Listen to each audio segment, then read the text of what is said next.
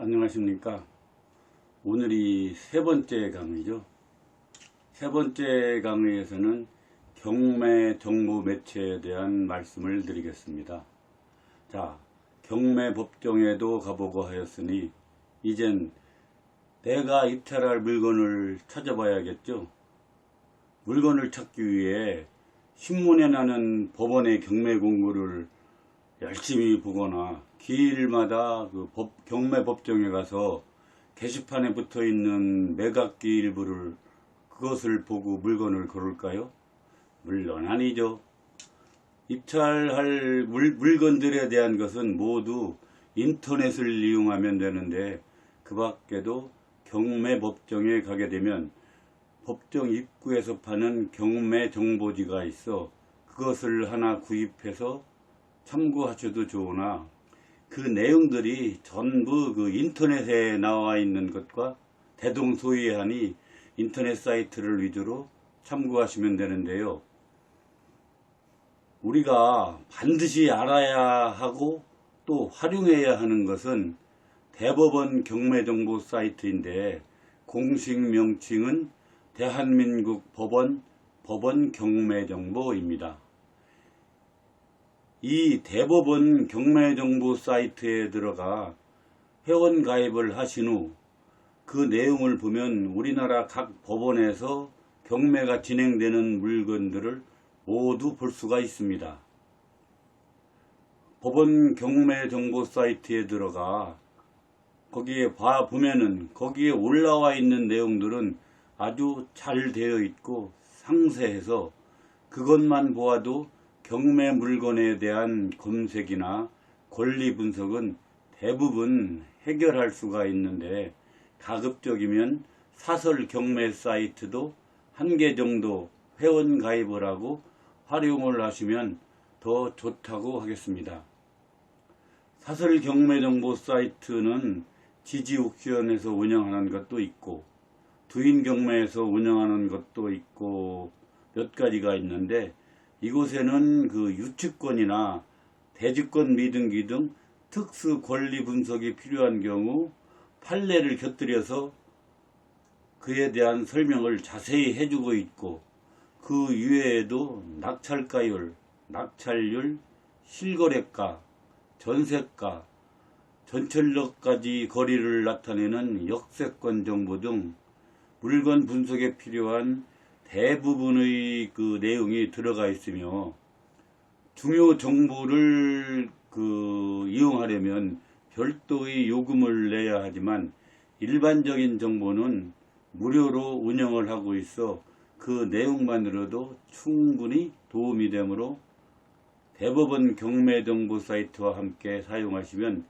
전문적인 지식이 필요한 특수 물건 이외에는 충분히 해결이 될 수가 있습니다. 그리고 전회에 말씀드린 압류 유체 동산, 즉 냉장고, TV, 컴퓨터 등 이런 것들에 대한 것은 대법원 경매정보 사이트의 상단 좌측 경매 공고를 클릭하시면 동산 매각 공고가 있어 어느 법원 집행관 사무소에서 언제 어떤 물건들을 경매하는지 알 수가 있습니다. 자, 그러면 내가 서울 강동구에 있는 빌라 하나를 낙찰받고 싶다. 가끔 보면 어떤 분들은 그 경매 물건에 대해 남들이 망해서 나온 물건들이라 찜찜하다며 탐탁치 않게 여기는 경우도 있는데, 그런 시각에서 보게 되면 급매물도 매수할 수가 없게 됩니다.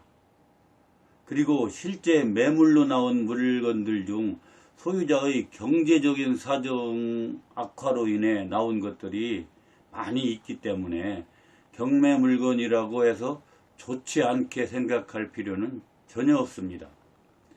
오히려 그 가격에 있어 감정평가사의 감정가격이 기준이 되기 때문에 주민들 간의 담합이나 중개업자들의 개입으로 인해 실제보다 거품이 끼는 것을 막을 수가 있고, 소유권 이전을 법원이 확실히 보장해 주는 등 여러 가지 장점이 있습니다.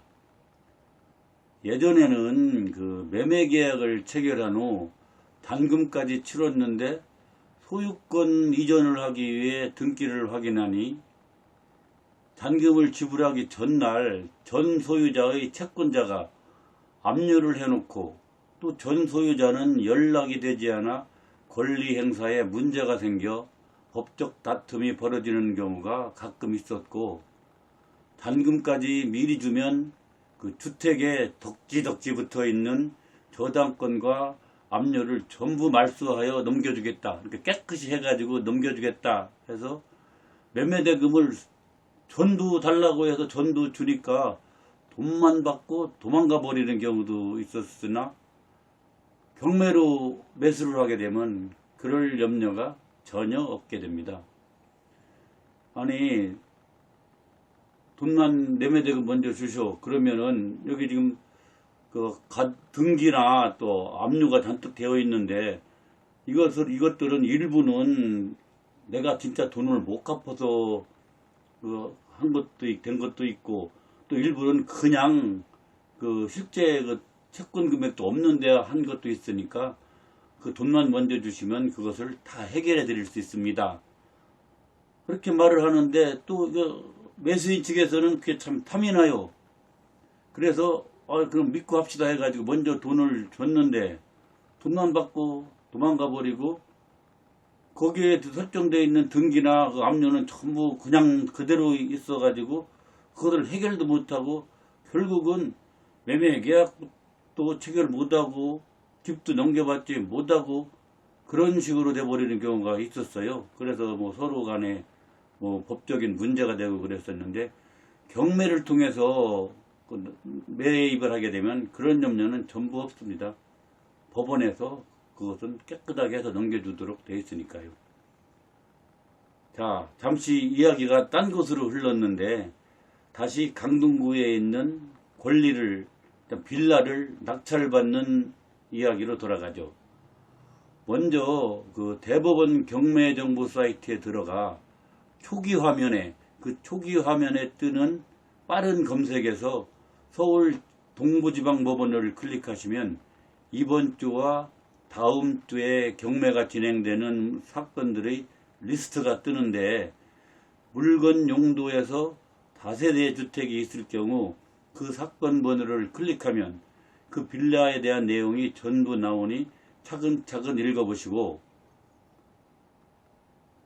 또 경매 기일 그 일주일 전부터는 매각 물건 명세서와 감정평가서, 현황조사서가 모두 볼수록 되어 있는 등 그 빌라에 대한 권리 분석 내용 전반을 볼 수가 있으며 인근의 매각 통계까지도 확인할 수가 있습니다.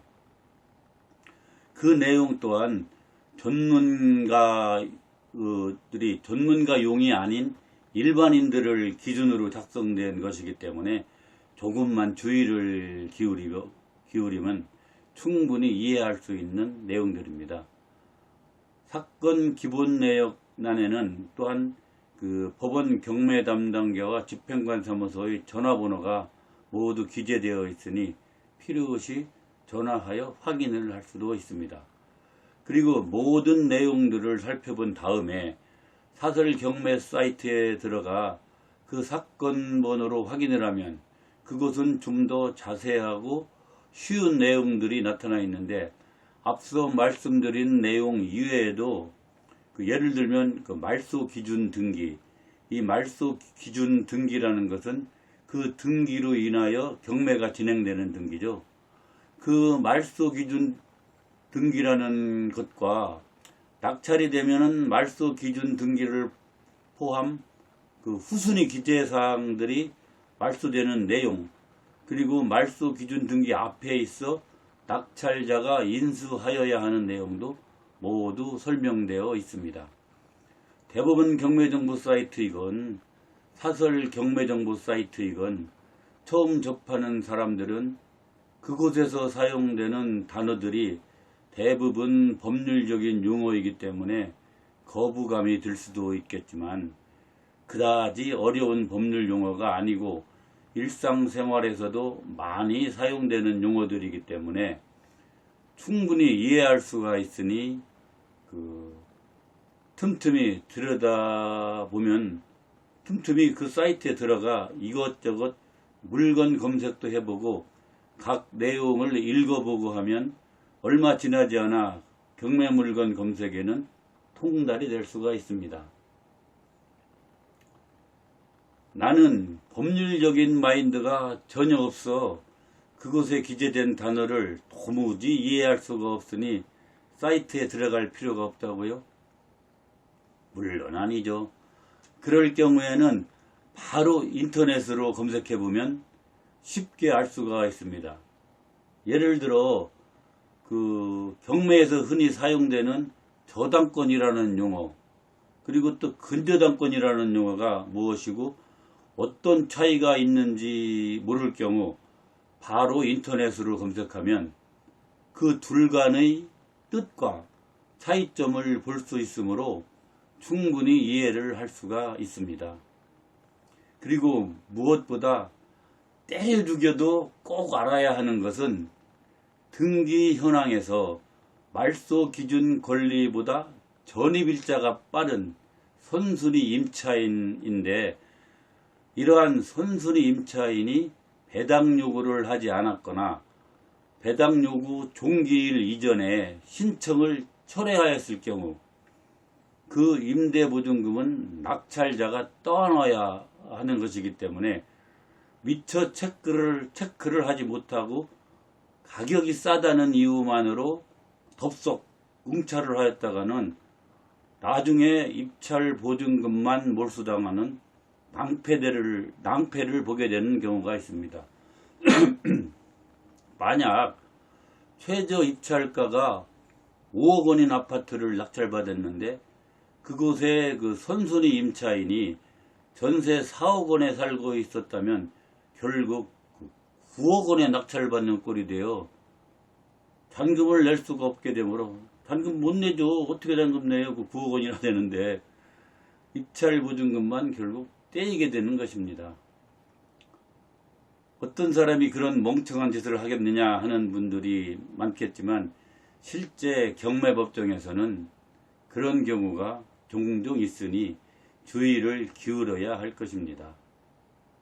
과거 현황 조사를 하러 다녀보면 선순위 임차인들 중 많은 사람들이 집주인과 결탁하여 직접 그 부동산을 낙찰받을 의도로 배당 요구도 하지 않은 채 집행관이 찾아가 임차 금액을 물어도 전혀 알려주지를 않아 정확한 임차 금액을 알 수가 없어 애꿎은 초보 입찰자들에게 피해를 주고 그 후 한두 번 유찰되다가 가격이 많이 떨어지면 임차인 자신이 직접 낙찰받는 경우가 있었는데 그런 물건은 결국 피할 수밖에 없는 것이며 또 다른 경우는 채무자가 그 집에 살다가 경매 신청이 임박해지면 자신의 그러니까 부인만 주민등록을 그곳에 남겨두고 자신과 그 자녀들은 전출을 해버립니다. 그런 경우 전입세대 열람서에는 그 가족의 최초 전입하였던 날짜가 그대로 남아 있어 가지고 말소기준 등기보다 그 앞에 전입한 사람이 되어 있어서 선순위 임차인인 것처럼 보이게 되는데 그럴 때 고수들은 채권금융기관과 접촉하여 대출 시 받아둔 주민등록 등본을 열람하거나 주변의 사람들에게 탐문을 하여 현재 살고 있는 사람이 임차인이 아닌 부인이다 이런 것을 알아서 다른 사람들이 입찰을 하지 않을 때 혼자서 입찰을 해서 낙찰을 받는 경우가 있습니다.